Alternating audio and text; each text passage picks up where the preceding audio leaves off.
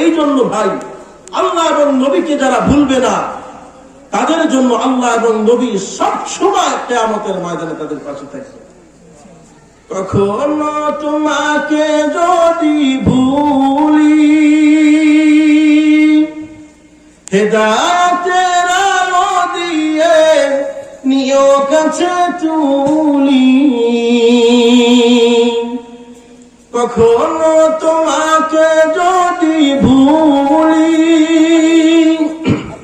হেদায়েতের আলো দিয়ে নিও কাছে তুলি। দয়া করো মায়া করো, দয়া করো মায়া করো, ওহে দয়াবান তুমি রহমান, তুমি মেহেরবান। বলেন, তুমি রহমান, তুমি মেহেরবান। হযরত আবু বকর রাদিয়াল্লাহু তাআলা আনহু বিশ্ব নবীর কাছে চলে গেলেন, নবীকে গিয়ে পরামর্শ দিতেছেন, ইয়া রাসূলুল্লাহ, আমরা তো আর কাফিরদের সাথে পেরে উঠতেছি না, চলেন ইয়া রাসূলুল্লাহ, মক্কা থেকে আমরা একটু দূরে চলে যাই। এই পরামর্শ করতেছে কার সাথে? বিশ্ব নবী রাহমাতুল লিল আলামিন। নবীজি পরামর্শের মধ্যে সাই দিলেন। পরামর্শ তারা দুইজন করে মক্কা থেকে একটু দূরে চলে গেলে, আরে 3 দিন পর্যন্ত দুজনের একজনের পেটের মধ্যে খাবার নাই। একটা রাখাল একদল ছাগল নিয়ে এইরকম ভাবে কোথাও জনি যাচ্ছে ছাগল চড়াইতে।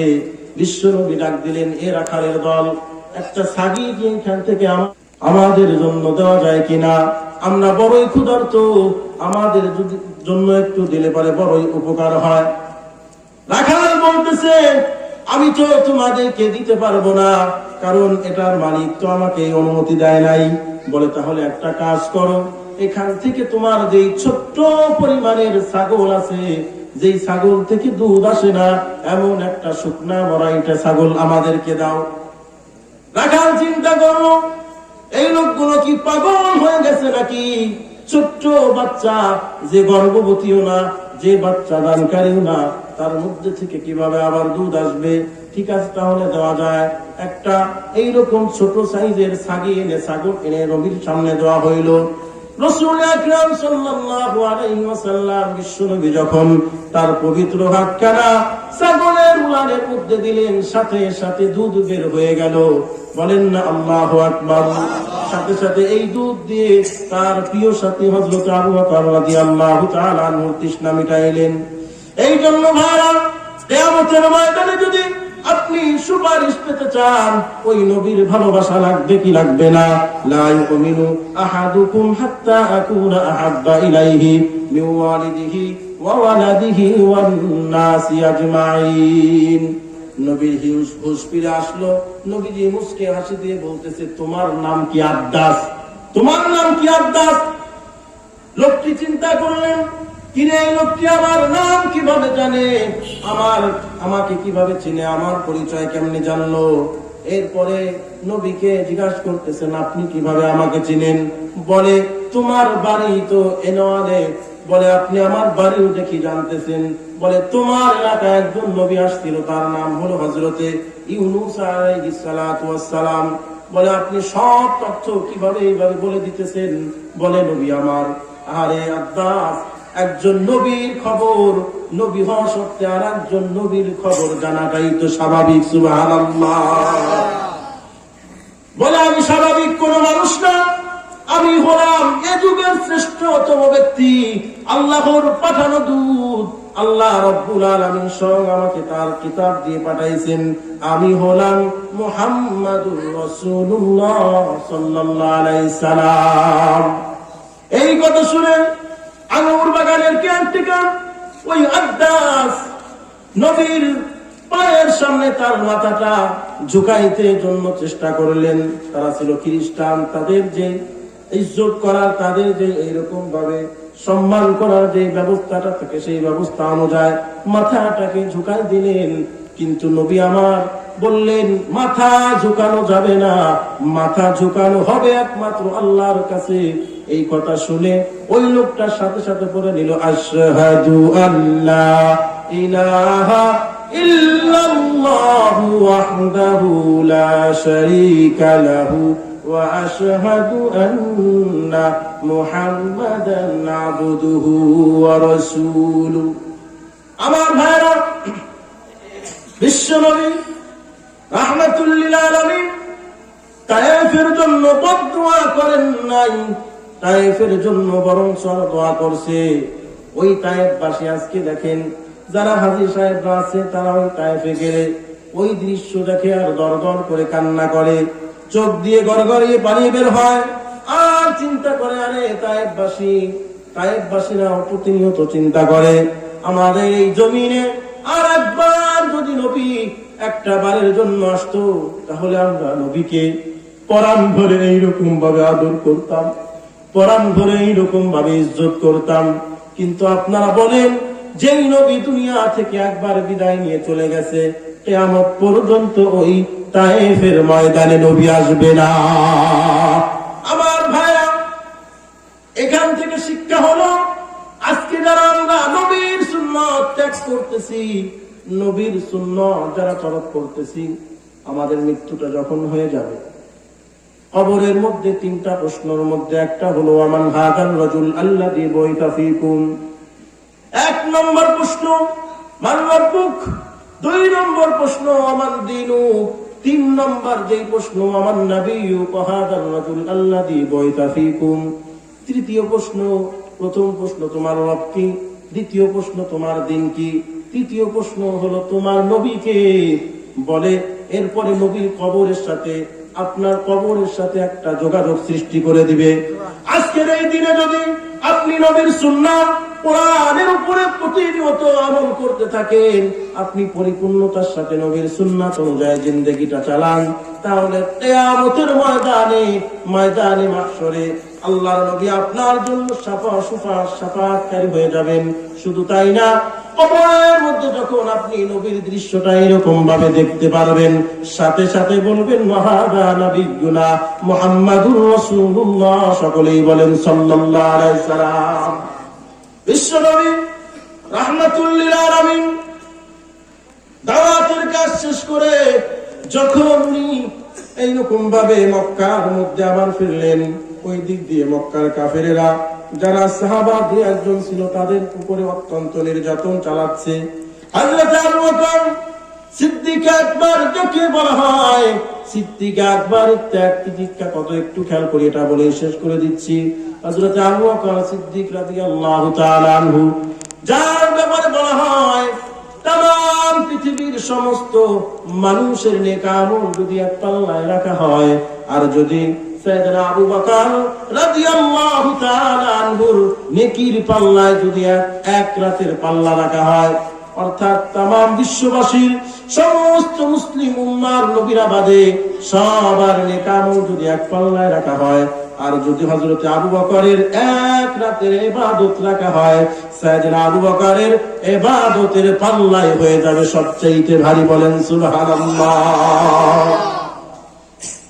কারণ তারা কখনো আল্লাহকে ভুলে নাই। কাকে ভুলে নাই? আল্লাহকে ভুলে নাই, আল্লাহর নবীকে ভুলে নাই। এই ঘটনা থেকে একটু বলতেছি। যেমন দেখেন, পয়গম্বর যখন তায়েফ থেকে মক্কার জমিনে ফিরলেন, এসে দেখে সাহাবাদের উপরে এমন নির্যাতন হচ্ছে। সাইয়েদনা আবু বকর রাদিয়াল্লাহু তাআলা আনহু নামাজের মধ্যে দাঁড়ায় গেলেন। ওই দিক থেকে আবু জাহেল, উতবা, সাইবা সকলে এসে আহারে পাগলের মতো তাকে এইরকম ভাবে মারধর করতে লাগলো। আবু জাহেল ঘাড়ের উপরে পা দিয়ে চাপ দিয়ে ধরলো। এইরকম সিজদার মধ্যে যখন যায়, সিজদার মধ্যে যখন লুটিয়ে পড়লো, তখন আবু জাহেল গালের মধ্যে এইরকম চাপা দিয়ে ধরলো। ওই দিক দিয়ে সিজদা থেকে যখন উঠে, আর একজন কাফের নাকের মধ্যে এমন ভাবে একটা পাথর দিয়ে আঘাত করলো, নাকটা চেপ্টা হয়ে গেল। সাথে সাথে ফিনকি দিয়ে রক্ত বের হতে লাগলো। কিভাবে যেন আবু বকর চিন্তা করলো, আহারে পয়গম্বর তো তায়েফ থেকে হয়তোবা মক্কায় ফিরছে, তাহলে আমার উপরে যদি এমন নির্যাতন হয়, কেন না জানি আমার রাসূলের উপরে আরো বেশি থেকে বেশি নির্যাতন হচ্ছে। এমন মধ্যে দিয়েও তারা নবীকে ভুলে নাই।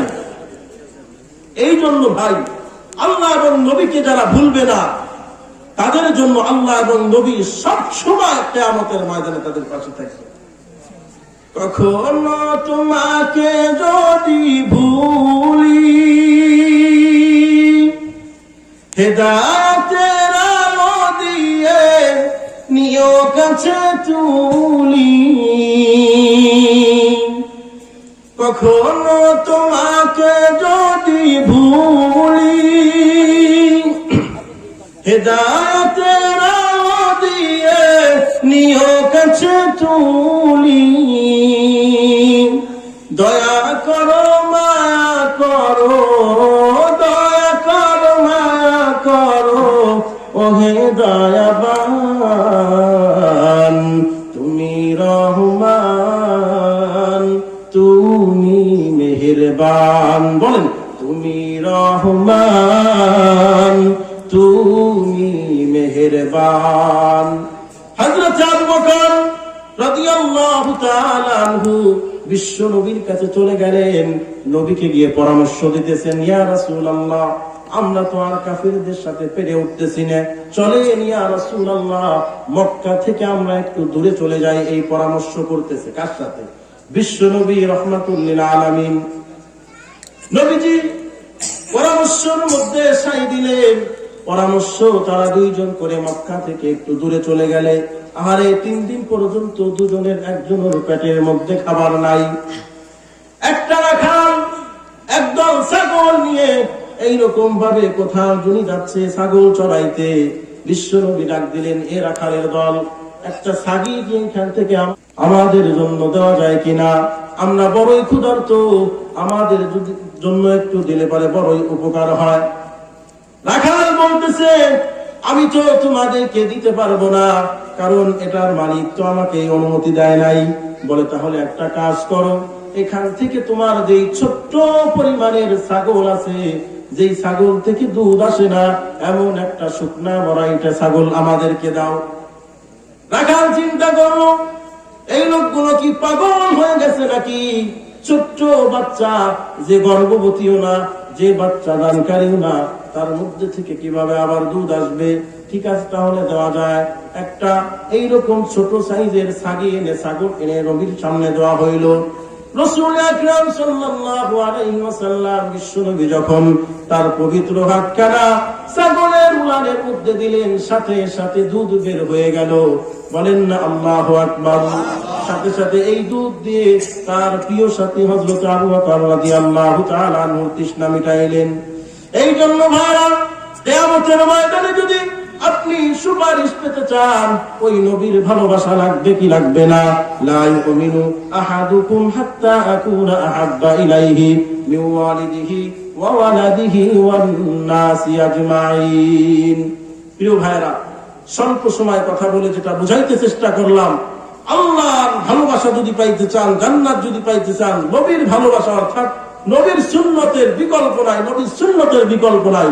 এই জন্য কে কে আমরা নবীর সুন্নত অনুযায়ী জিন্দেগিটা চালাবো, হাত তুলে দেখাই। আল্লাহ তাআলা আমাদের সকলের হাতকে কবুল করে নেন। সকলে বলে আমিন। ওয়া আখিরু দাওয়ানা আলহামদুলিল্লাহি রাব্বিল আলামিন।